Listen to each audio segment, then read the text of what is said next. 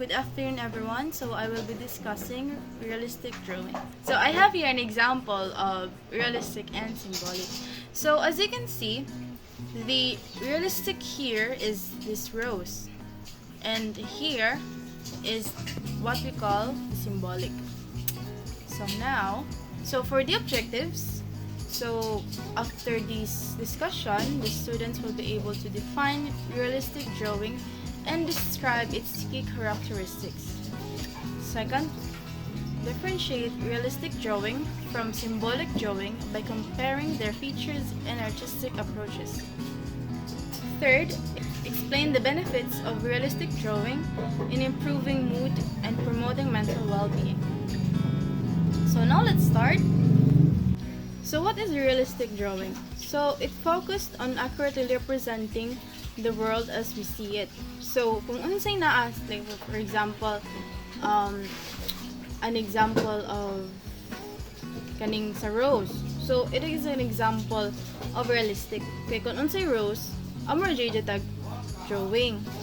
Then this type of drawing relies heavily on observation, where the artist studies their subject and replicate its form, texture, and proportions paper. So for example, if you remember sa mga roads, sa mga reels, diba, maghimo sila ng realistic drawing to prank someone. So it is also an example of realistic drawing because it replicates the form, texture, and proportions kung ano ila idea and kung ano ila gusto i-rely sa audience.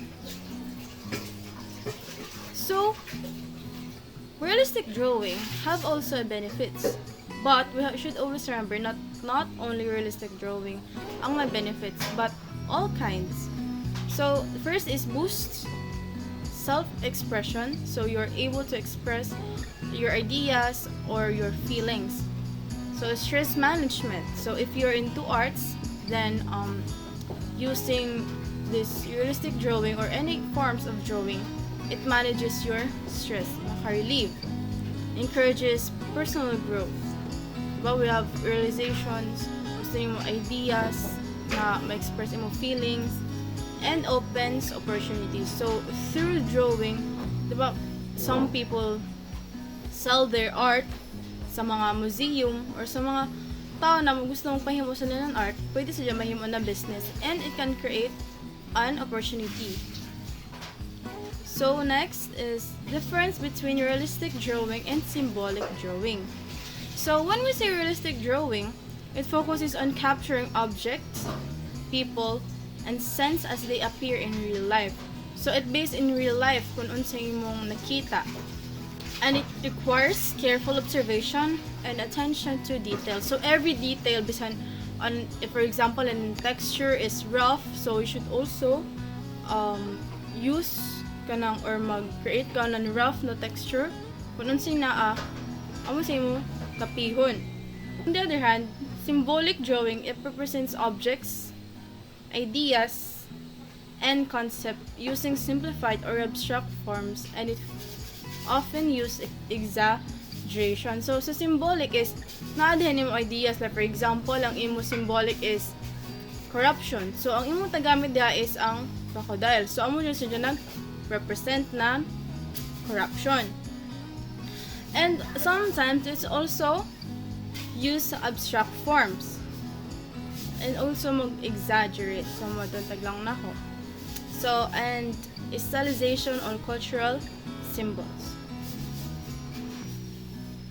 So these are the examples of realistic drawing. Kung unsay naa, as you can see, the turtle, the flower. So and in an artist, si Leonardo DiCaprio, yeah. Then we have examples of symbolic drawing. So here. So that's all. Thank you for listening.